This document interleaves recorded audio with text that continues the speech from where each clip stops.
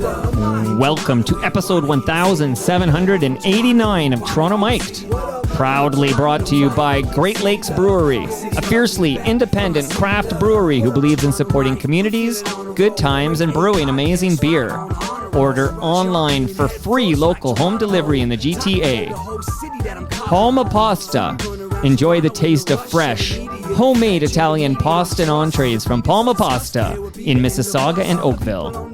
Blue Sky Agency, the official distributor of Silen's quiet, comfortable, and customizable office pods. Create sanctuary within your workspace. Nick Iones, he's the host of Building Toronto Skyline and Building Success, two podcasts you ought to listen to. Kindling, go to shopkindling.ca for free 1-hour cannabis delivery. RecycleMyElectronics.ca, committing to our planet's future means properly recycling our electronics of the past. And Ridley Funeral Home, pillars of the community since 1921. Today, returning to Toronto Mic'd with the Blue Jays up 3-2 over the LA Dodgers in the World Series. It's Bob Elliott and Dave Perkins. How are you two gentlemen doing? It's great to be us. Very well, Michael. What an honor it is. A couple of living legends here in the basement here. You're going to the game 6 tonight, right, Bob? Yes, sir. So you're covering this game? You're going for business or pleasure or both? Well, I've been writing the home games. The only game I didn't go to was Game 7 against Seattle. I thought it would be a good idea to phone up guys who made the World Series, watching guys trying to make the World Series. And I was talking to Hanky, and Hanky goes, "Well, we gotta walk." He's talking as if he's still with the team, and I said, "No, it's not you're watching the wrong station. It's 3-1 to Barger." He said, "No, we got a hit." I said, "Who are you, Jerry Howarth?" And he said, "Well, I haven't said yes, sir," which he always said after home runs, right? So then Hanky does, "Yes, sir." I said, "What are you talking about? Barger's still up." So his feed was like 20 seconds ahead of me. And I said, "You ruined it for me." Spoiler. Yeah. I said, "I didn't even see it." What the highlights. Yeah. What a moment, Barger there. Let's check in with Dave Perkins, FOTM Dave Perkins. How you doing these days, Dave? Fine, just fine. So I want to talk about what's going to happen tonight, the 2025 Blue Jays, and maybe do a little compare and contrast, like between the 92 and 93 World Series champion Blue Jays and this Blue Jays. But maybe off the top, any predictions on who throws out? Again, I'm going to timestamp this because this could be announced in 2 minutes. But at 1:04 p.m. on Halloween 2025, October 31st, 2025, we're now chatting. Does anyone here have a prediction on who's going to throw out the ceremonial first pitch tonight at the Dome for Game 6? I suspect it's going to be Pat Borders, but my recommendation would be Buck Martinez. He's got a 40-plus year link to this team. Everybody likes him. He's been through the middle this year. He's back. He's popular. I would do Buck, but that's just me. I know Jack Morris is in town. I know Molitor's in town. There's quite a few guys in town, and I suspect I know that they were talking about Borders. But anyway, it doesn't really matter. But I was glad they got Cito for the first game. But I'd go with Buck. What do you think, Bob? I think Buck's a real good choice to get people wound up. I mean, the couple of the receptions he's received when he's come back, and they showed him on the board when he was up in the booth with Daniel Schulman. That's the purpose of it is to get people wound up, and Buck would get them excited. Sure. I think, yeah. Do you think this is going to be the final season that Buck Martinez is an analyst for Sportsnet Jays coverage? Yeah, I don't know anything, but I know he keeps saying he wants to do it, but I don't know. I think he's 76, so I don't know. I don't know how much longer he's going to do it. I would not be surprised if this was his finale. I know some guys are still working on that age. Yeah, Bob, you don't know how to retire. What's going on, Bob? So do you ever plan to retire? No, everybody said Simmons Road. I retired. I didn't retire. I just left the paper. I don't golf. I don't fish. I don't hunt. I don't do anything. So I write about mostly college players, draft players, but I thought I should be, writing about the home games. I mean, we don't have the budget to. I've been to 2 WBCs and maybe the next one in Puerto Rico, if I get approval from the home office. Yeah. Now, I was talking to Dave before you arrived, Bob, and we were talking about how many World Series he remembers watching. So he's going to give us his number in a moment. But what was the first World Series you remember watching on television? 57, the Braves and the Yankees. Yeah, he got me beat. Well, he's much older than me. I remember 59. I remember the Dodgers and the White Sox and somebody knocking a beer on Al Smith's head. Yeah, I remember left that. field, yeah. I remember that. That was a classic photo. I don't know if it was. I mean, I heard 2 stories. One, the guy was doing it on purpose, but one, the guy was hoping for the ball and he knocked it off. So reaching for the ball, yeah. Amazingly, I don't think the beers were $18 in those days. Comiskey Park. You could afford to knock them over with your elbow. Just the disco records, Yeah. So, Dave, you said the B word, beers. So and I know the real reason you're here today, and I'm honored you're here, but you're here because you're going to go home with some fresh craft beer from Great Lakes Brewery. I'd better. And both of you gentlemen are entitled to a lasagna. I have frozen lasagnas. They arrived today from Palma Pasta, and you're welcome to take home some frozen lasagna with you as well. All right. Or to the game, yeah. How does that sound? That sounds pretty good. Okay, so we're going to talk 2025. Well, maybe we should just remind the listenership. So you guys have been on here a couple of times. Bob came over. This is at least your 3rd visit, Bob, if my math is correct. But Dave, you were over. Well, maybe it's your 4th visit. I don't know, but each of you have been over at least 3 or 4 times. Yeah. But remind the listenership, what were you doing in 92, 93, like in your career? Why would you be an appropriate guest? We were sitting beside each other. Yeah. Well, I mean, Bob for the Sun, me for the Star. We were the baseball columnist, I guess is the best word. We weren't kind of the game story guy. We were the opinion writers, such as it was. But we were, we did a lot of traveling together all those years. And they were incredibly busy years. Somebody asked me, what's the biggest difference between this team and those teams? And those teams, in 92, they'd had 10 consecutive years of playing over 500 ball, by far the longest streak in the major leagues. And for 9 years in a row, they either won the division or finished within 2 games. Yep. So they never played insignificant games. It wasn't like last year's bunch, which was last every day of the season, and everybody was sour about them. And they come into the spring with very minor expectations, I would suggest. But in those days, everybody had huge hopes for the Blue Jays, and to not win something important was a huge disappointment, and that was the big disappointment, or big difference, I would say. In those 11 years, Michael, I remember writing, I figured it out, and they played 6 meaningless games. They got knocked out, I remember in Baltimore with 1 game to go.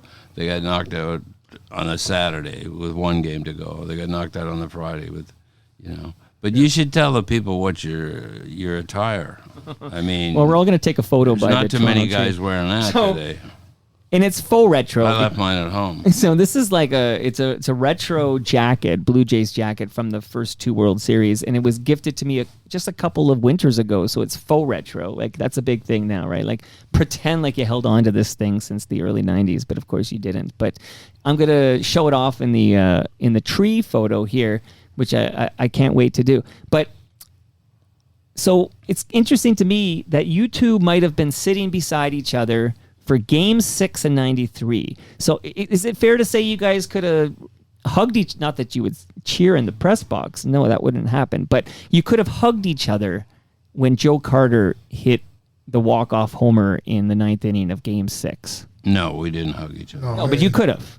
Like you were close enough. we were just too like busy. this. You're like this. So Except I was here and he was here. Yeah, we were too busy. You know, in '92, the first time, and the Sun had a later deadline than the Star, right? Mm-hmm. But in '92, the Toronto Star made the choice, and it was the publisher, John Hondrick, who made the choice. We're not going to try to sell a paper that doesn't have the score of the game in, because you couldn't do it. So the Star held the paper, and this was 500 and some odd thousand circulation in those days. It cost them a ton of money to hold the paper, and that game went extra innings. The game 6 went extra innings, and people were panicking back here because how could you write the story? You couldn't write the story till the game ended, and when it ended, we had 9 minutes from the time. Oh my God! Of Timlin to Carter. Timlin to Carter, we had 9 minutes to write and file, and things were not as instantaneous as. Well, they is are that now. humanly possible? I mean, you did it, so I guess Well, it yeah, is. but you always had to write against deadline. You always had to write a win lead and a lose lead, and hope you killed the Just right one. make sure you sent the right one. Exactly. Yeah. One night in Milwaukee, I sent the wrong one, but I phoned and it didn't make the paper. Yeah. You could. It's like Dewey beats Truman. Wow. I mean, things happen so fast. You didn't even have time to turn your head and look at the other guy, much less, we weren't hugging and dancing, that's for sure. No, but I guess my point is that you were together for Game 6 in '92, Game 6 in '93. So I think it's kind of neat that I've put you together in my basement for 2025 because this is where I'm going. Michael, there's a certain symbiotic relationship to all this. Somebody could write a poem Chester about this. was. I'm just glad I'm recording it because I just think it's something about this. How do Perkins? I'm going to call you Perkins now, Dave. Would you have any interest in attending the game tonight? Like, if you could get a press pass, would you go join Bob and cover this game? No, I can't. I don't want to be in anybody's way. People in there are working. I respect it. There's people working. They don't need me standing around in their way. But I mean, remind us, how many people would the Toronto Star have sent to Atlanta, for example, for the '92 World Series? And then we'll compare that to the number of people the Toronto Star will send to the Dome tonight, which I'm guessing might be Rosie DiMano, Gregor Chisholm, and Mike Wilner. I guess, maybe. I don't know. They don't consult me, believe it or not.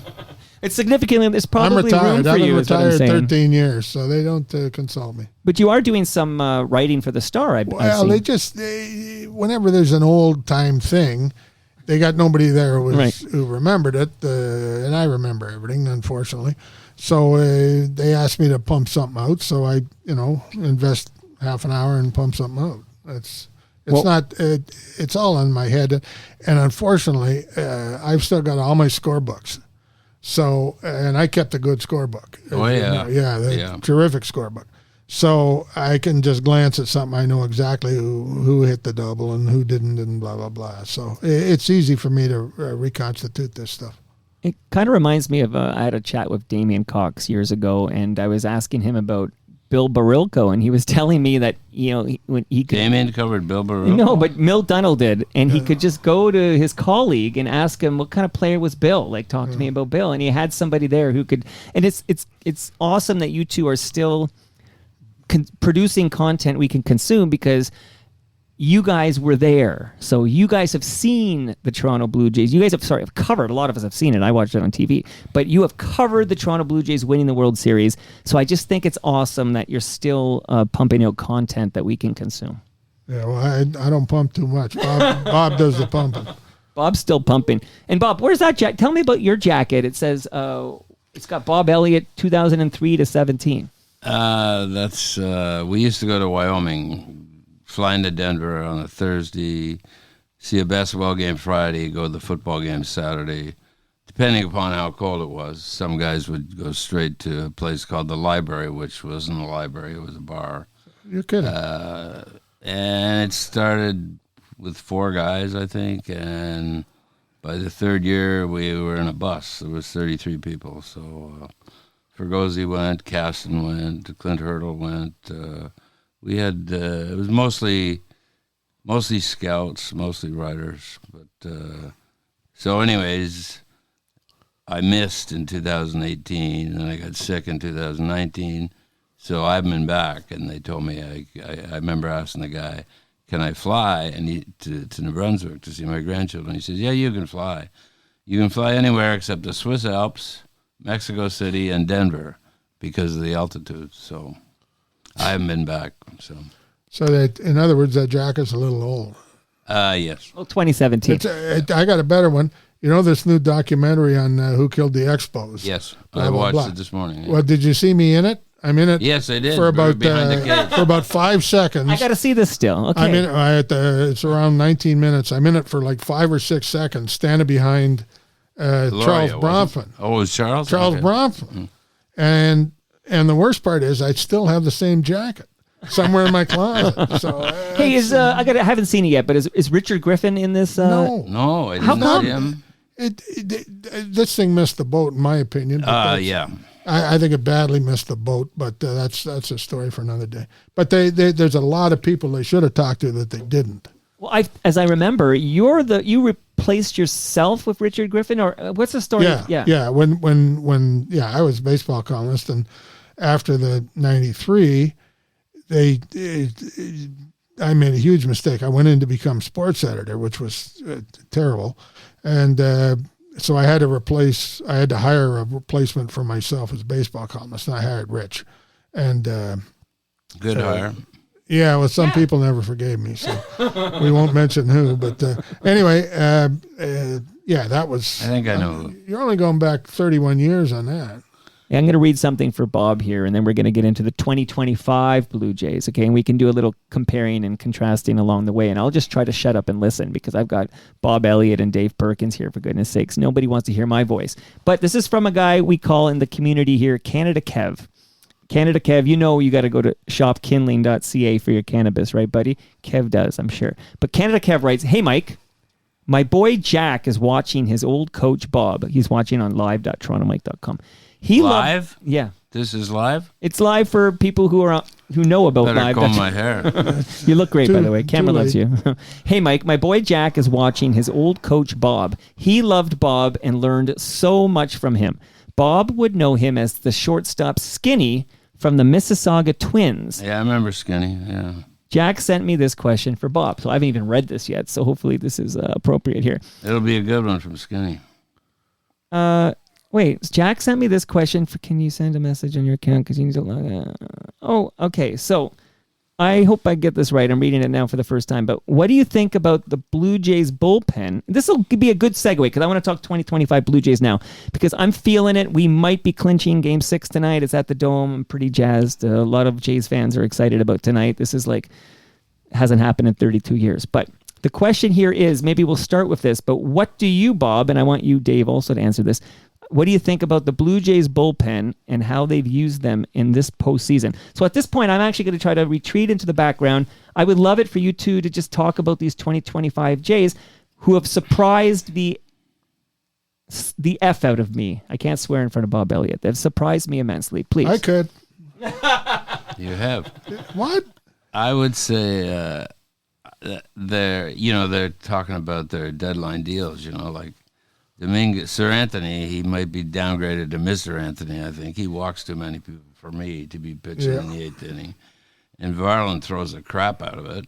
But, I mean, he's been okay in the World Series, but against the Yankees, and he got that big strikeout at Stanton.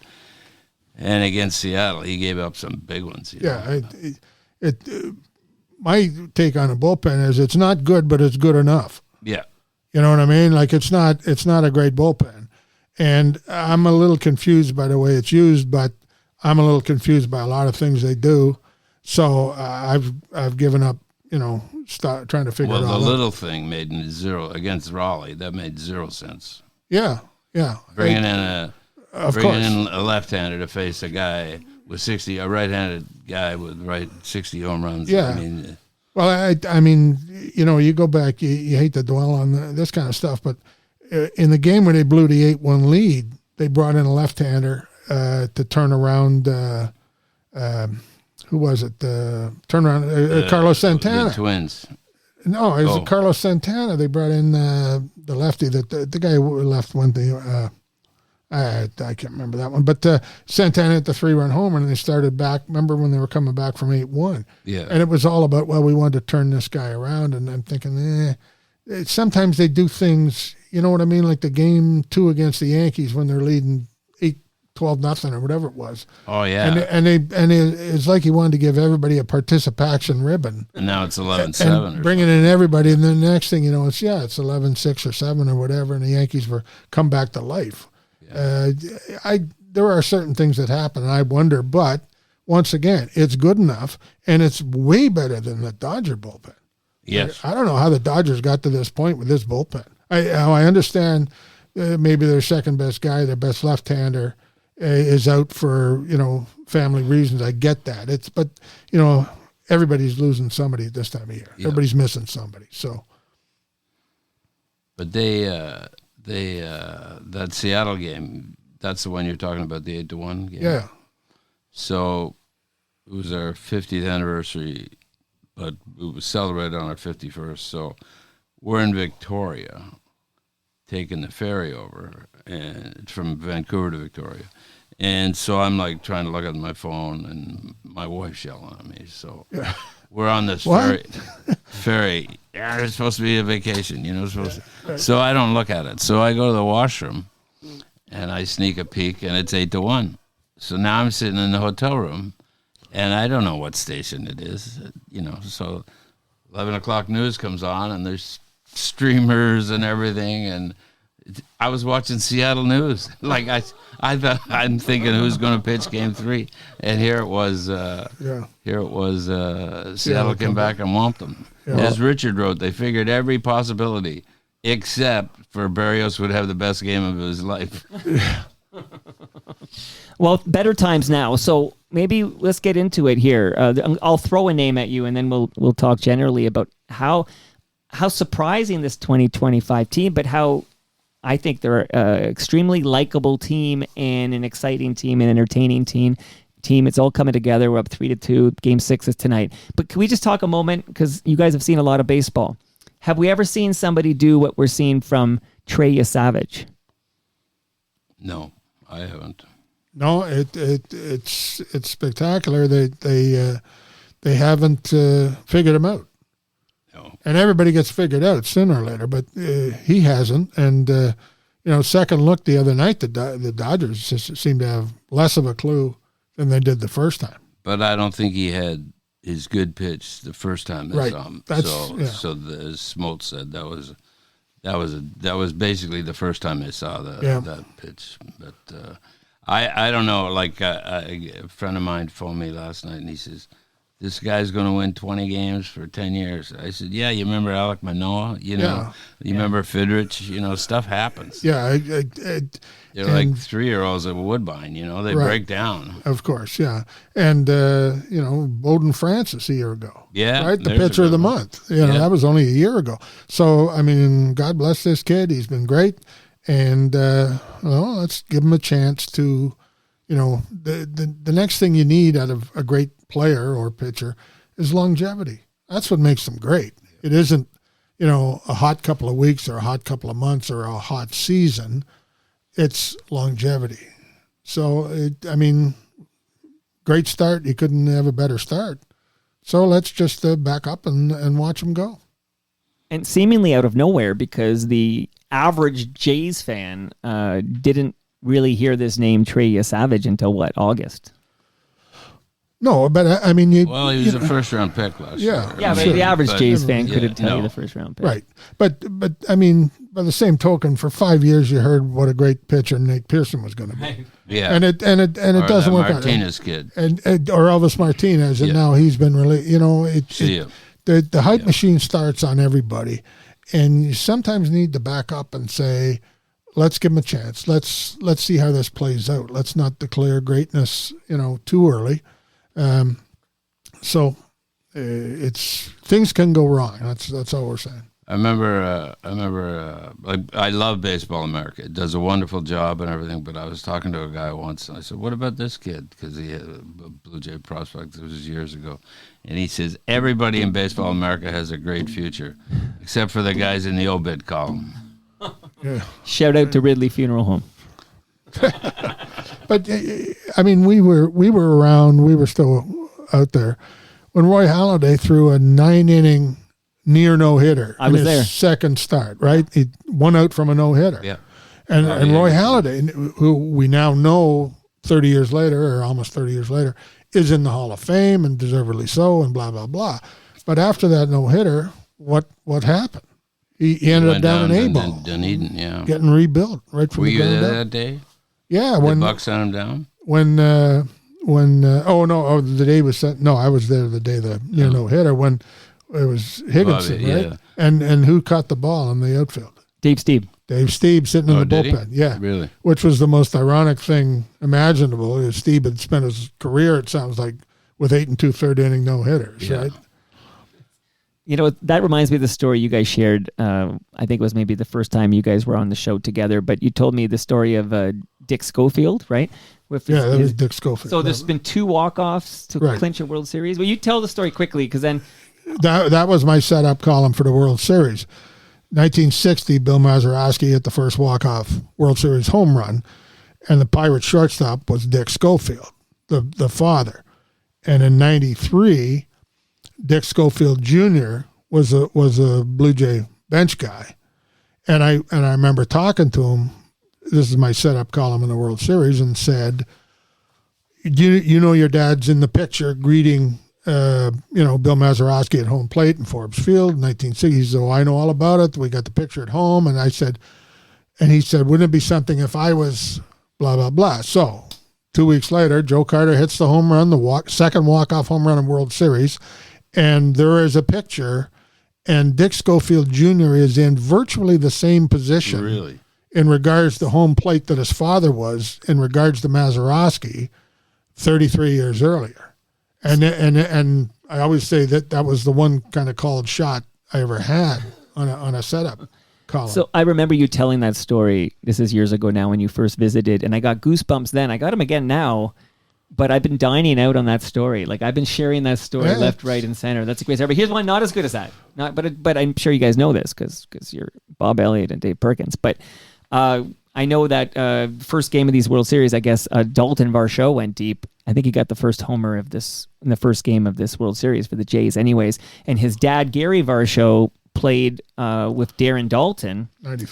93, right. Yeah. So Gary Varsho has a son and names him Dalton Varsho, same spelling as his buddy Darren Dalton. And then you see, eventually Dalton Varsho would hit a home run in the World Series. And there was kind of, because Darren Dalton, of course, I buried the lead here. I don't tell as good a story as Dave Perkins, but Darren Dalton is behind the plate, of course, when Joe Carter touches them all.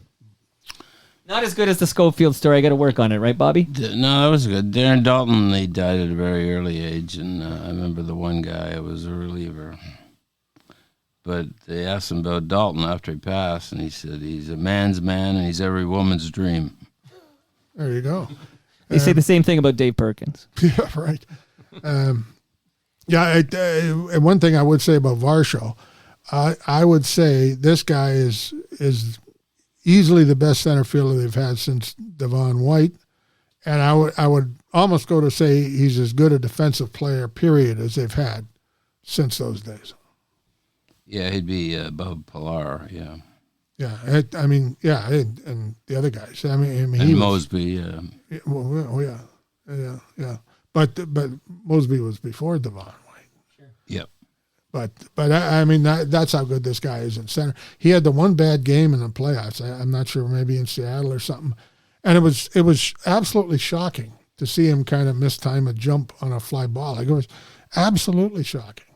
Like, the guy is so good. So you talked earlier about the hype machine for pitchers coming up, and now people have given Trey Savage a pass into the Hall of Fame possibly, but we did the exact same thing with Vladimir Guerrero Jr. Like the hype around Vladdy when he was coming up, I don't think I remember hype for a prospect like that in Blue Jays history.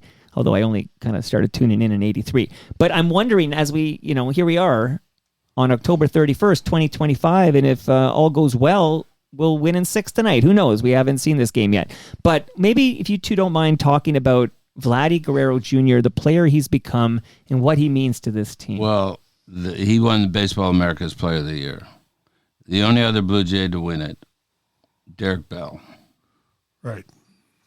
You mean George Bell? Derek Bell? No, Derek Bell. Yeah. So you want to look up Derek Bell where he sits in the leaders,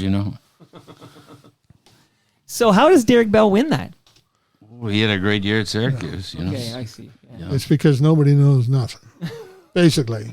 Yeah. You have your best opinion, you have your best idea, but nobody knows. Nobody ever knows. Nobody knows for sure. No. Yeah. Hey, am I misremembering a prank that maybe Joe Carter played on Derek No, you're Bell? remembering, yeah. Can you share? Do you share this thing? Yeah, they said they had the announcer in on it, and they said, we're going to give away a car to a fan in section 123 or whatever. And Carter, I think it was a meaningless game. Carter drives the SUV out onto the field, and it's Derek Bell's car. And they of course, the camera was zoomed in on Derek Bell, and Derek Bell's like, That's amazing. That's my car, That's amazing. But yeah, a little more about Vladdy. When he at Game 7, so we win Game 7 against the Seattle Mariners, and we advanced to our first World Series in 32 years. And I remember watching Vladdy's talking to Hazel May or something, and his eyes are red, like he's tearing up, and you just realize like how much he cares about this and that emotion. I love that emotion. But what can you guys say about Vladdy Guerrero Jr. circa 2025? Well, I don't think he was the MVP for the regular season. No. Postseason or World Series or whatever, probably, but Springer was the MVP of the 162 games. I know he didn't play 162, but Guerrero's, guys would argue with me and they'd say, well, his exit velocity is, and he's hitting 302 or what. I said, they're not paying him to hit 302. They're paying him to hit home runs. Driving runs, yeah. He coming into this postseason, he's absolutely flipped the script.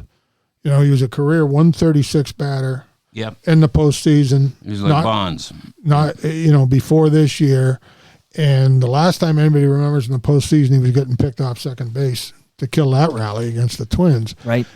Now he's entirely flipped it. Good for him. He's when the people say, well, he's making his $40 million, I agree.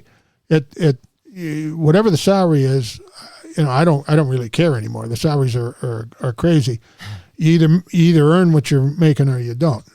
He's now earning it. Yep. He's had a very, very good, terrific postseason. It's he's driving in runs and hitting home runs, which, as Bob says, that's what he's paid to do. He's not paid to hit singles, but he's flipped the script. So good for him. And he's played well in the field too. He made like an Alomar play. Was it against the Yankees? Going backwards. Hard hit ball, man on second. He threw the guy out at third, easy for fun. And then he made that play the other night in L.A. Yeah. Come off the base and threw the guy out at third. I mean, he spiked the throw, but it was it was a pretty good pick by Clement. But I would say, echoing what Bob said, to me the three guys in this team who got the most big hits this year were Kirk, Clement, and Springer. Yep. Those guys got huge hits. I mean, Kirk is by far my favorite Blue Jay to watch because he's just a little round guy who gives you 100% at all times. He gets big hits. He's a tough guy, obviously. The fact that he can't run, it doesn't matter to me. Here's the best way to describe this year's team compared to 92 or 93. Is they're $700 guys or $700,000 guys like Clement or Lukes or whatever. They're playing like $7 million guys. Yep, exactly. I mean, and Santander, it's a write it off this year. Maybe he'll do well next year. I don't know. But they've had now Is that good management, or is that catching lightning in a bottle? Well, tell me, what do you think? I've asked myself this very question. I don't know. I mean, I could see them, like, Clement's been released twice. So Cleveland was wrong about him, Oakland was wrong about him, and Toronto was right about him. Or maybe he just got better. Well, the man's been he just hits as a big leaguer. Yeah. Luke's 10 years in the minor leagues. I mean, God bless these guys. You know, I think it's a great story. It's terrific, and throughout history, World Series time, lots of guys you never heard of, Bob Hazel, jump up and do things, and it's always a pretty interesting story. Mm-hmm. You know, when a guy comes out of nowhere to grab the world by the ass for a week, it's terrific. But who was that guy with the Yankees that hit the most home runs in 100 bats? Kevin Moss. What happened to him? Right. Well, sure. Yeah. Gone. You know. But I mean, lots of guys have shown up big time at the biggest times, and it's so nice to see these guys do that. Can you two gentlemen, combined, how many seasons of baseball have you watched? That's a lot of baseball you guys have consumed. Okay, can you, off the top of your head, think of a team? Let's assume the Jays do close this deal. Let's say we win our third World Series. Okay, let's be optimistic here. Have you ever seen a team come out of seemingly nowhere to do what this 2025 Blue Jays team has did? Because you guys both said, and 69 Mets. So tell. Lost every year, basically. Ninth year before. The Braves went worst to first. So did Minnesota. Sure, yeah. Lots of teams have gone worst to first. And I don't think the American League East is the same this year as it was in 92 or 93. No, it's competitive. Absolutely. Yeah. But remind me, the Braves don't win it all till 95, right? But they weren't worst to first in 95, so they don't. They were. It was the worst to first World Series in 91. Both teams, which they lost. Yeah. Which they lost to Morris. So 69 Mets. We're looking at the Miracle Mets if you want to find a comparison. Sure. And once again, improbable catches. Cleon Jones. And Swoboda in the outfield, guys who weren't known for anything, making these plays. And you look at the pitching staff, and they got Seaver and Nolan Ryan was a kid in the bullpen, and Kuzman. They had arms and everything, but to come from nowhere, and that was, they were 100-to-1 shot at the beginning of the year, and away they come. And in those days, you had to win. Yeah. You had to win. There wasn't any wild card. Yeah, there was no wild card. So, that was the first great. You go through the '60s, Yankees for the first half of the '60s, Dodgers for the middle third of the '60s, Cardinals for the latter part of the '60s. Then the good Oriole teams, '69 to the '70s, and then the Oakland dynasty in the early '70s. The Cincinnati dynasty, and then the Yankees got good again. Then the Dodgers got, there's always been strong teams. There weren't necessarily teams coming from left field to do it, but there have been a few, as we say. And this would be considered one of them for sure. Like in April, again, I'm no expert, but I know I was talking, I think Keegan Matheson, and I was thinking this team's going to miss the playoffs. It didn't seem like there was any upgrade of note from last year's team to this year's team.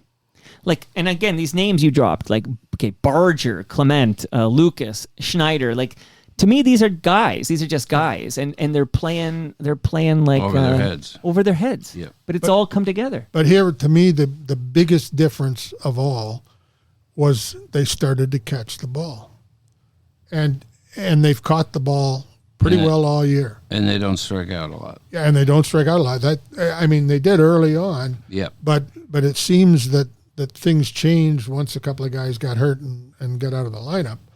And all of a sudden, some guys were coming in, taking pitches, fouling pitches off, extending pitches, running up pitch counts and everything.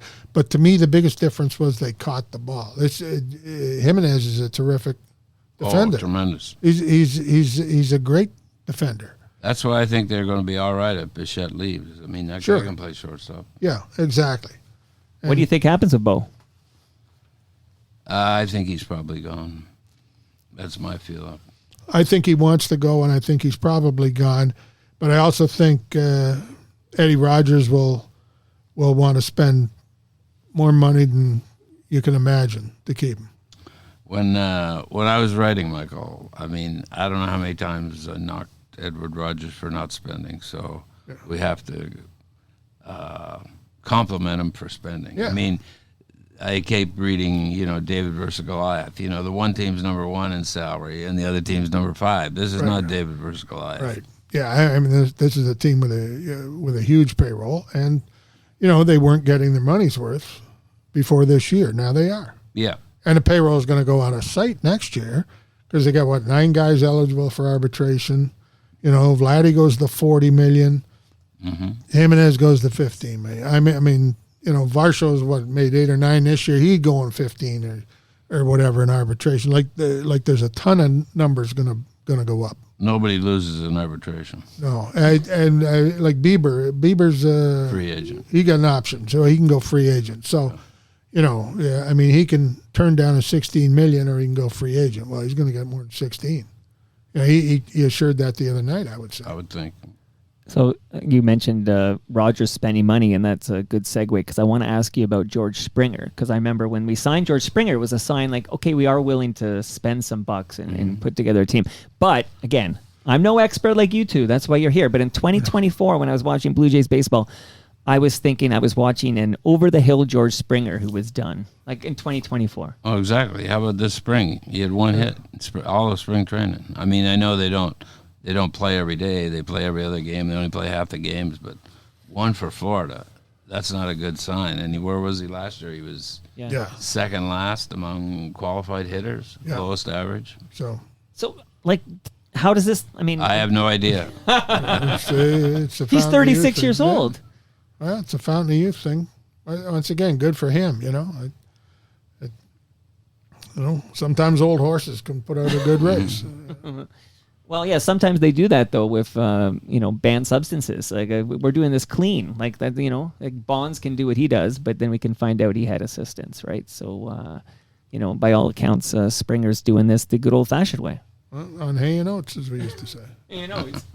So, speaking of George Springer, who I'm told by correspondent Canada Kev is going to play tonight.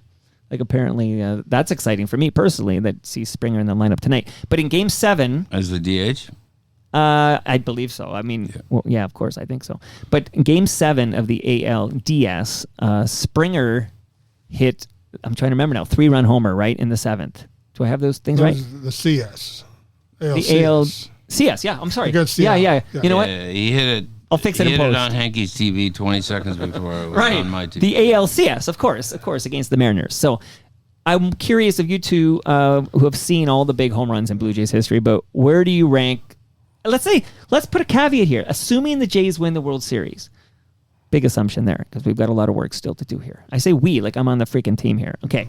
We've noticed. My apology. I can cheer. I'm not in the press box. That's why I'm wearing this jacket. Where would you rank the Springer home run in the ALCS that in Game 7? Where would you rank that amongst the pantheon of in team history? Yes. I say 4. So before we go to Bob, last night on TV they said guaranteed 1 and 2 with Carter. Showman and Buck said guaranteed 1 and 2 with Carter. I think Alomar's was bigger. I think Batista's was bigger. I think Sprague's was bigger. Yeah, Sprague was a big one. That's what I got. I got this at 4. Let's hear the ranking from Dave Perkins here. 1 is Carter walk-off World Series home run. That's unchallenged in my opinion. Right. 2 was the Alomar home run that turned around the ALCS, and you need the perspective on that. It was the 9th inning. They had lost the first game. This is 92. Yeah. They'd blown the 3-1 lead in 85. They'd had the monumental collapse in 87. Oakland had made them look sick in 89, and they'd Ricky blown. Anderson stole second base on Ernie Witt, and he stopped at 88 feet. Yeah. Put his hands on his hips. Yeah. I mean, it was humiliating. 91, they lost to the Twins when they were a far better team. So in 92, people were pissed at the Blue Jays. Yeah, they were known as the Blow Jays. Yeah, they were called the Blow Jays, and everybody was mad at them. They lose the first game to Oakland, and everybody's going, here we go again. Second game, they're down 2 runs in the 9th inning, Eckersley on the mound, strutting around, preening and everything, right? They're going to go down 2-0, and 8 million people in Ontario are going to say, same old Blue Jays. Boom, Alomar hits the home run. They win in extra innings, and that turned that series around. So to me, that's number 2. And you know who walked before Alomar's home run? No. Derek Bell. Derek Bell, lead Derek Bell. Yes, he had his car back, and then I'll go to the next step. Now you're going into now you're in the World Series in Atlanta. Lose the first game, right? Second game, the dope flies the flag upside down. Everybody's pissed, but people are forgetting it's 4-3 in the 9th inning for the Braves with the closer in. Reardon, yeah. Jeff Reardon's in. Walk, and Ed Sprague comes up and hits a pinch hit, 2-run homer to turn 4-3 losing into 5-4 winning. Second pinch hit turnaround home run in World Series history. The previous one was Kirk Gibson. Right. And my lead was that day, that home run was Kirk Gibson without the limp. Right. Very good. So, and once again, if he doesn't hit that home run, and the next guy doesn't hit a home run, and the game ends and they lose, they're down 2-0 in the World Series. So to me, those 2 home runs, because they were in the 9th inning, it slightly outpaces 7th inning home runs because the game still might have turned. You still had 2+ innings to turn the game against Seattle and the Batista game and blah, blah, blah. They were huge, huge home runs, no question. But I'll stick with my 3. So you've got Spring at 4. Right, because it's Carter, Alomar, Sprague, and then Springer for you. Yeah. Okay, over to Bob Elliott. Where do you rank this Springer home run in Blue Jays history? I would go Carter, Alomar, Batista, because they've got. I remember tweeting as often as I tweet, but the 500 level is throwing beers on the field. Right. When Dale Scott goes like this, no, it doesn't count, and everybody makes fun of Harold Reynolds. But I remember watching the replay, and Harold Reynolds, he said, "That's live. The guy scores." Right. So I'd never seen it before, but So, anyways, they talk and everything, and Gibbons gets kicked out, and then he went out again, and they're throwing beers, the 500 level, except they've got 100 level arms. They aren't reaching the field. So Gibbons is walking off, going into the dugout, and he says, "Geez, I wonder if Beeston just threw that beer." And then he said he saw it land and it squirted because it was full. And he said, "No way Beeston would throw a full beer." So I would say that thing. I don't know what would have happened if they had lost on a bad throw off the bat. That was I think a 56-minute inning. Yep. Yeah. They made a whole hour documentary just that 7th inning. Yeah. Absolutely. So that's important. And you know what the actual rule is? Why it was legal? Is because the umpire cannot call time except for 2 reasons. The lights go out or there's an injury. The umpire cannot take a ball out of play. Oh. Except for those 2 legitimate reasons. Well, if you watch it, if you see it again, Martin goes down on his right knee. He got lazy and he just flipped it. Yep. And hit the bat. It's Shin Shu Chu, right? Yeah, he was fixing his sleeve. Yeah. And they argued that it was intentional. Right. But it wasn't. They looked that he did it all the time. Chu was looking the other direction. Yeah, he was looking at the outfield. Yeah. Is John Schneider a good manager? John F. Schneider. That's what I called him in the last week. Oh, because John F. Schneider, F for his favorite word. Yeah. Yeah. Oh, Or yeah. MF, yeah. Although I noticed when he talks to the Fox guys, he's able to censor himself. Well, MLB read him the Riot Act. Okay. Yeah, that's. I mean, with kids, like in 1957, the Braves manager was not saying that. You know, exactly. Yeah. You know, like I mean, I know it's cool for he all thought the guys. it, but yeah. Yeah, but you know, it's not. I don't think it's necessary for kids watching. And I'm an old fogey, but is he a good manager? Is he a good manager? I think he followed the script in Minnesota, and I think maybe He said the other night in the interview room that he knows now when to vary and everything, but I don't see why he would bring in Little to face Cal Raleigh. No. I would think that'd have to be a 2:00 decision or a noon decision. Yep. I see a lot of that too. For me, he's got to go into the same class as the bullpen. Not good, but good enough. And the other thing, Perk, is like that extra inning game, that 18-inning game. Yeah. Like their lineup that they finished with, that's what you send to Fort Myers for a night game. Yeah. Like Bichette was out, Barger Kirk was out, Barger was out, Yeah. Springer was hurt. You can't do anything about that. But I mean, they could have played 25 innings. Those guys weren't going to score. Yeah, if Guerrero wasn't going to hit, nobody was going to hit that game. And he got a couple of singles, but they weren't they weren't going to get beat by him. It looked like so. Oh. It was. What we used to say at the racetrack, they all look good in the winner's circle. Yeah. Right. So, very true. 2-3 years ago, when these guys were blowing postseason games, everybody wanted his head. Why? I don't see much difference. No. You know what I mean? Except now, it looks like they're going to win something. So, they all look good in the winner's circle. That's a great point. I mean, they got 2 shots. Yeah.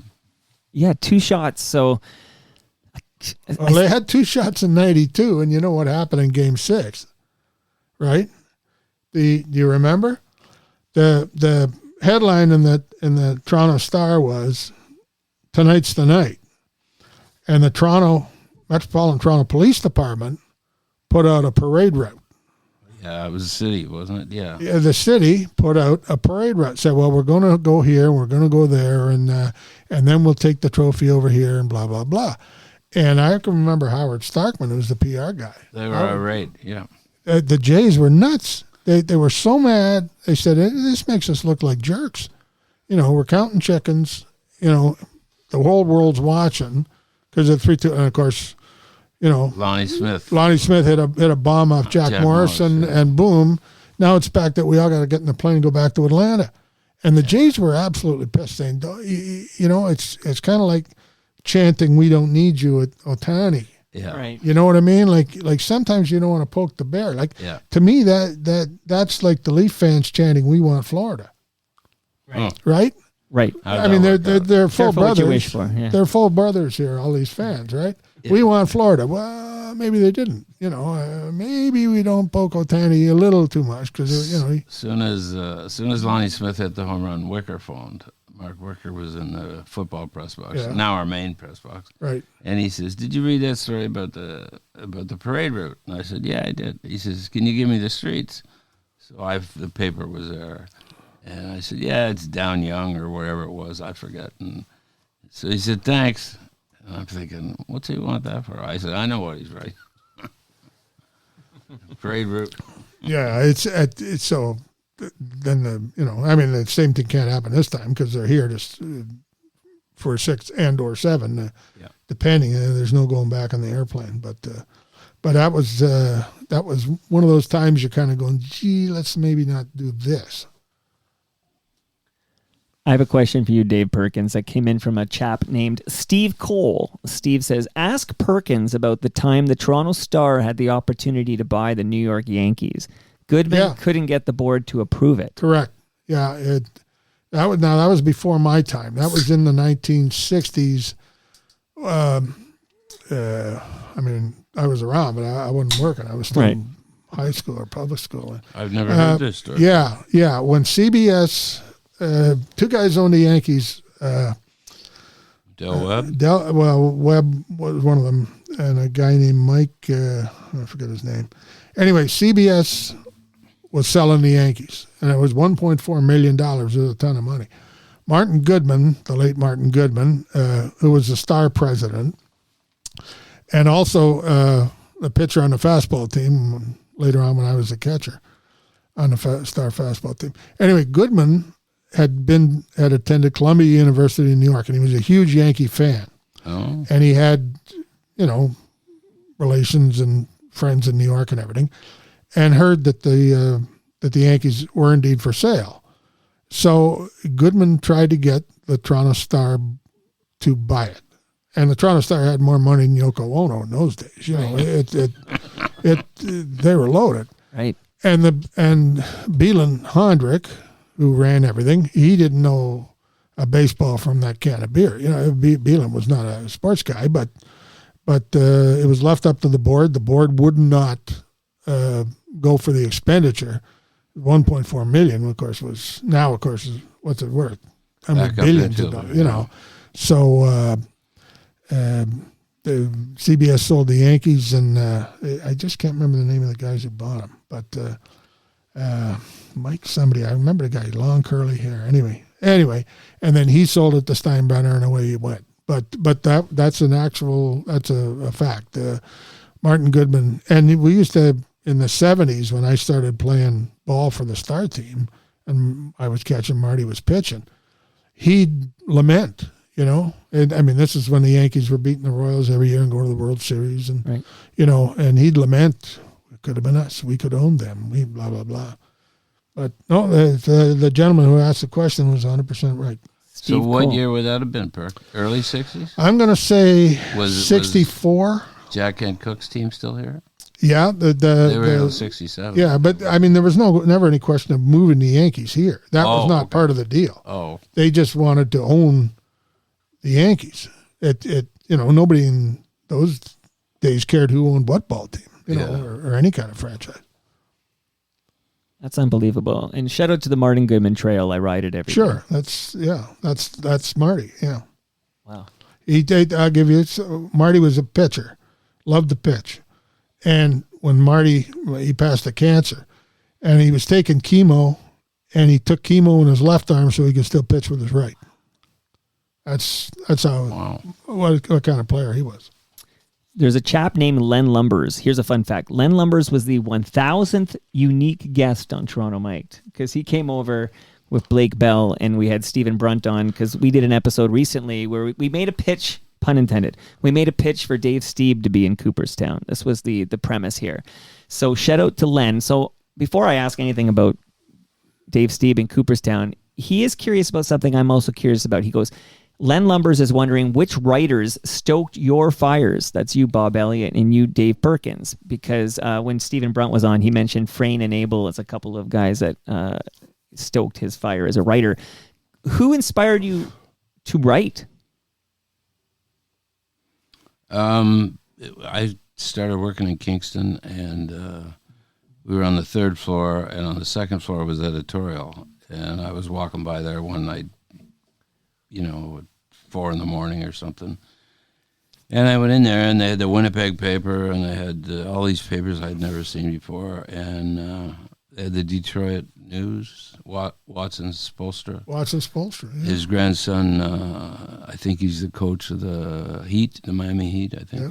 Right. And I read it, and every night I went down there, and I said, wow, this guy can write, and you know, and then I guess after that it would be Parrish and Michael Farber in Montreal, and Mark Wicker, and this guy here, and Alan Ryan. You know, a lot of guys. I remember Alan Ryan's story about going up to York University, and they all had the fake mustache, and the basketball team. I don't remember it, but for him, he must have had a relationship to get a whole team to do that. It was a great piece. You know, what's funny is I didn't really have people that I thought I ever wanted to be like, but the guy who impressed me when I was a kid, I was 19, I started working at the Globe and Mail, and Dick Beddoes was a personality, a huge personality. He dressed funny. You know what I mean? He looked funny. He was outspoken. He was bald as a cue ball and wore a hat at all times. But he just had a huge personality, and he'd laugh at power. You know what I mean? And he'd talk to the Harold Ballards of the world. Yeah, wrote the book on Pell Hell. Yeah. And I was, like I said, I was a kid. I was 19. I turned 20. and Dick Meadows was a huge influence on me at that point. I thought, boy, maybe you can have some fun, and it doesn't just have to be who scored the goal and who hit the home run and what time. You know what I mean? It was you could write a little bit. You could have some fun. You could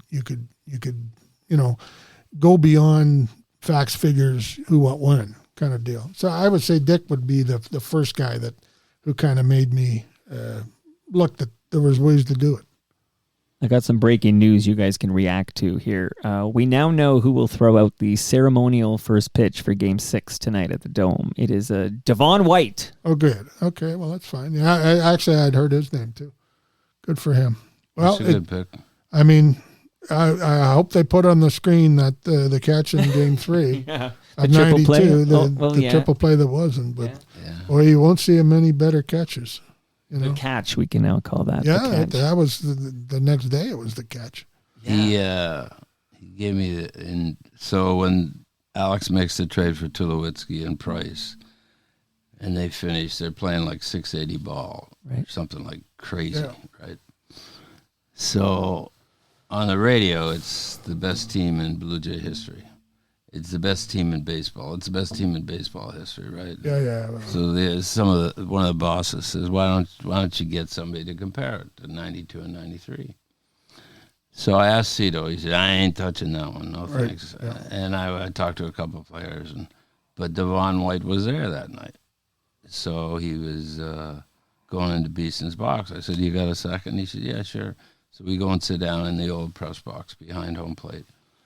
And he danced. He wouldn't really, Yeah. Nobody wants to. So he gets up and he's walking across. You know how they have the gaps, like leading, like where you can see that lead you into the press box, so you can see Right. center field. And he looks and he comes back and he says, I'll gladly discuss position by position, starter by starter, bullpen reliever setup guy with you, as soon as they have two banners up there like we do. Yeah. Is that all right? I said, that'll work. There's the quote. Yeah. There's the quote. Yeah. That'll do. Now, I will say one thing about this team this year. Many, many years ago, I'm talking like 50, 60 years ago, I was watching a lot of Major League Baseball. And one thing struck me, that good teams look lucky. You know what I mean? It's a mark of a good team that you look lucky. This team to me looks lucky. And I don't think the two are unrelated at all. But I always think of, that Maldonado throw, which I would say is the greatest lucky moment in Blue Jay history. And the deal was, in Game 6, in the ninth inning, they're leading 2-1. And there's a ground ball right at Alfredo Griffin that takes a bad hop, goes in left field. So it could have been double play. So now it's a couple of guys on, and I think it was Otis Nixon hits a bullet into left field. And Maldonado comes up throwing. All right? Now you know the situation. One guy scored to make it 4-3. And here's the deal. Before the World Series, before the National League Championship Series that year, the commissioner's office was looking at the stadiums, and it decided that the wire screen in the backstop in Fulton County Stadium was not wide enough. So they ordered 3 feet of extra wire put onto each side, all the way up to the top, 3 feet. Now we go to the ninth inning. It's now 4-3. Maldonado's throw is like a horrible throw. It airmails absolutely everything, hits the 3 feet of added wire. He was throwing it to Jane Fonda. Yeah, exactly right. That's what I think you wrote that, or somebody wrote that. It must have been thrown at the James. And the ball hit the thing and bounced right back, and the runner had to hold a third. The tying run, Right. or would have had to. No, hold, I remember would watching come this in. and shocked that they didn't score on that play. Yeah. And pardon me, the tying run had scored. Yeah. And this One was guy the scored. winning run Right. that would have scored. Would have been over, yeah. And the tying run, and that was the first blown save by a Blue Jay reliever since June. Hanky blew the save, quote unquote, because of this bad hop grounder, and then this ridiculous throw allowed the tying run to score, and the winning run, if that screen hadn't been there, would have been waved in. And it's now 3-3, and we're going to a game 7. So I will say that's the biggest piece of luck you ever saw, because they added these 3 feet of screen. That's wild. And the ball, and not only hit the screen, but it bounced right back almost to where it was. The catcher had it, or the pitcher backing up, or whoever it was, so that the winning run could not score from third. And then they went into extra innings, and you know what happened? Yeah. Jimmy Williams had set the infield, and Jimmy didn't like to guard the line, and that's where Cito did. Yeah, and that's where Winfield pulled Charlie Leibrandt right down the line for the double to make it, and that made it 4-2. I think it was 2-1 before, and then they got the tying run the bottom of the, that was it. The tying run the bottom of the ninth. The winning run would have scored without hitting this fence. So that was the kind of thing that, 30-odd years later, you kind of say, whoa, talk about a big moment. Well, the other thing I'd say about this team, I think they do get along. Yeah. And there's, like last year they were the Buffalo Boys. Well, the Buffalo Boys, I don't think you'd pay and go to see a ticket to any of them. Hey, I want to see David Snyder. Right. But the thing is, now Bargard's improved. Now the guy in right field, he's hitting second. Yeah. The 10 years in the minors and everything's good. They've improved, and I'm not saying 92 and 93 didn't get along, but they were more established. Right. The thing, people say, well, which is the best team of the three if this team wins? Yeah. I said it might be 85 because they won 99 games, but you had Hall of Famers on those two teams. You had Molitor, you had Morris, you had Winfield, Alomar, and this one you got Max, I guess. Period. Yeah. At this point, yeah. Maybe Guerrero. Who knows in 10 years? It's early, yeah. It's early. But and the other thing is, of course, everybody forgets 92 to 93 were two vastly different teams. Oh, yeah. Here came the first time it was we're going to add Morris and Winfield and trade for David Cohn, and then Key left and Winfield left and Cohn left, and so here came Molitor, and here came Dave Stewart, and here came Hanky left. And Hanky, there was huge turnovers. It was, I think, 40% of the at bats and almost 40% of the innings left from between 92 and 93. Yeah, okay. That's a good point, Perk. A lot of people think it's the same team. It's not at all. It was different teams. Oh, Ricky Henderson too. There's another Hall of Famer. Yeah. Ricky didn't do a whole lot. No, after he got his foot burned. Yeah. By Tommy Craig. But he is dancing on second base when Mitch Williams is pitching to Joe Carter, so he gets some props for that, absolutely. But here, by the way, on that note, real quick, and I am sensitive to the fact that we got to get Bob Elliott to the Dome because there's a big ball game tonight. I don't know if you guys are aware, but is there a Blue Jay, and I'm thinking now of Len Lumbers and Blake Bell and Stephen Brunt, because this is only earlier this year we made the case for Dave Stieb being in the Hall of Fame, but is there a Blue Jay who's not in Cooperstown but absolutely belongs there in your opinion? The way things have gone, I would say Delgado could well merit consideration from the Veterans Committee. Delgado, to me, is the same player as McGriff. McGriff was 493, and I think Delgado was 475. Something like that, yeah. Something like that. And the thing was, so this was his hip, right, in the joint. So what they normally do is they saw this down, so then it goes. So what the doctor did is he made a curvature in here, so it went like this. So Delgado made the comeback and everything, but he couldn't hit back-to-back days. So the agent wanted to sue, and Delgado said, "I'm not doing that." He said, "I've had a good career. I'm done." Yep. And so neither of you think Dave Stieb belongs in Cooperstown?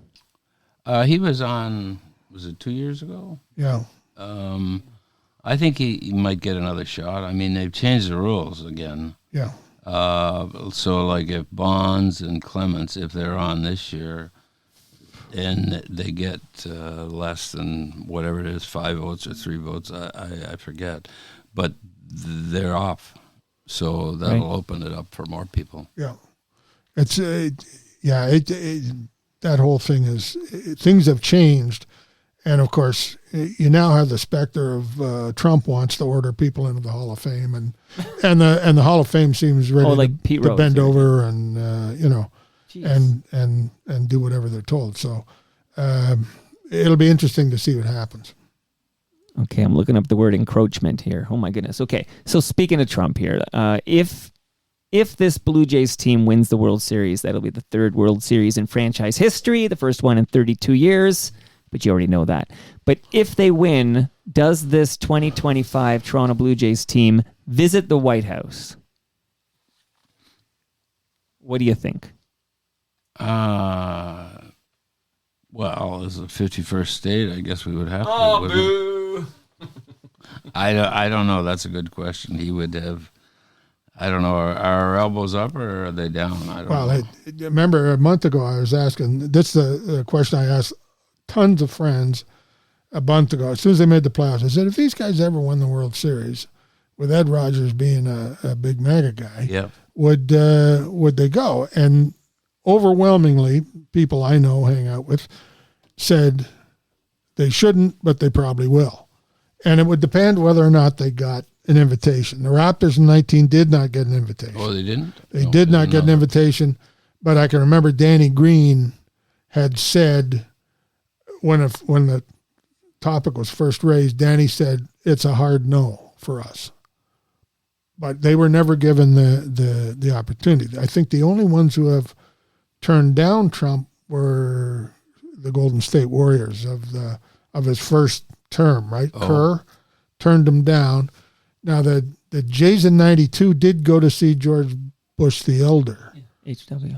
But they didn't get asked in 94. Oh, they didn't? Or in 90, after they won in 93, they didn't get asked in 94, if I remember right, because I know they didn't go then. So there is precedent. If they get asked, my guess is they go. And a lot of Canadians, because this is Canada's team, and he's proud to own Canada's team and all this. That's what I keep hearing 50 times a game. So, except it's not Canada's team. Well, I mean, it's Canada's team for advertising, but I mean, right. My grandson's in New Brunswick, like I don't the Red know Sox what it was, 6 years ago or whatever. The Red Sox brought the World Series trophy to, I don't know, St. John or Halifax, and then you go London to Windsor. They're all Tiger fans. Yeah. They're 60% Tiger fans, and in Seattle there's Marin, or in BC there's Seattle fans and Twin fans in the middle. Yeah. It's I mean. But, they have the advertising covered, though. Yeah, but all that was pre-51st state rhetoric. Like, I feel like that is... I feel like this 2025 Blue Jays team is Canada's team. And if MAGA guy Ed Rogers wants the team at the White House and they get the invitation, how do you two think that will be, like, PR-wise? How would that be received by Blue Jays fans in this country to see their team that we've all kind of fans have fallen in love with at the White House of smiling with Donald J. Trump? Well, one of the responses I got, and I got it from the people that day we were at Scotty's, was somebody said people will be so overjoyed at their winning that they won't care what happens to the team. The team will be revered forever, blah, blah, blah, blah, blah. I mean, if they win tonight or tomorrow, there are going to be people hold up pictures of the World Series trophy and say, tariff this.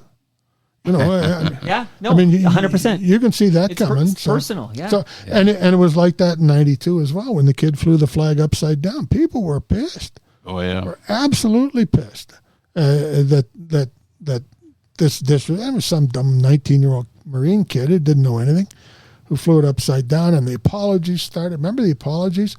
I remember telling, I think it was Steve Greenberg, the commissioner's guy, was in the press box. And I'd been on the phone with the office, and I was hearing these reports of people outraged and phoning, and we're going to mobilize the troops, and everybody was. And I told him, I said, you got a jackpot here. I said, the whole country's pissed off at this flag thing. And I remember he rolled his eyes back in his head and he went, like that, like he was gurgling. And the next inning, the apology started coming. Remember the apology, and then the Marine Corps apologized, and then the mayor apologized, and then the government apologized. And then the next day, George Bush apologized. But do you remember Game 3 here? Yeah. They handled it so well. I think it was Howard's idea. I don't know for sure, but so they're all worried about the American flag being booed, right? Yeah. So they give the Mounties the American flag to walk in with, and they give the Buffalo Marine Corps or something the Canadian flag. The Canadian So flag, smart, and everybody they didn't know what to do. But outside they were selling flags upside down. Yeah. Well, at the World Series, remember the World Series party that night? I think it was at the Science Center. Remember, between Game 2 and 3, you have your first, your city has its World Series party for all the swells and guys like us. Right. And Because we're swell. And I think it was at the Science Center, but you could see people had flag pins upside down and walking around, and everybody's kind of going, "Oh, what's going to happen tomorrow?" We're so sorry, and it wasn't the heat of this year's. I mean, it was pretty hot, but it wasn't the heat that it's been here for 6, 8, 9 months, however long this guy's been around. Well, remember that Four Nations Cup in hockey, what that meant to this country because of what Trump was saying. So I feel like this time it feels personal. But you mentioned swell guys. You guys are swell. And I really appreciate that I got to have you two together on what I think is a very special day for this city, for this country. And on our way out here, do you dare make a prediction? Do the Blue Jays win the 3rd World Series in franchise history? Start with you, Dave. Yeah, I mean, why not? I am not impressed with the Dodgers at all. I think, I mean, the guy who's pitching tonight was tremendous, but Yamamoto. Yeah, go do that twice. I think Yamamoto wins tonight, and then tomorrow somebody's going to be Joe Carter Part 2. Wow. Then I'll have to get you guys back to rank the homers again.